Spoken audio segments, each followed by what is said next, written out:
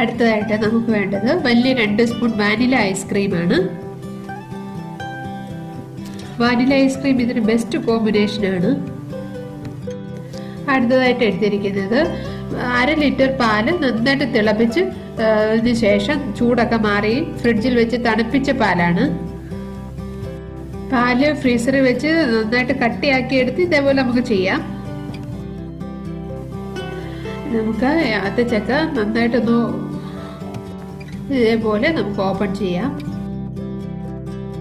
അതിനായിട്ട് ഇതേപോലെ ഓപ്പൺ ചെയ്തിട്ട് ഒരു സ്പൂൺ വെച്ച് ഇത് നമുക്ക് ഒരു പാത്രത്തിലേക്ക് ഇടാം.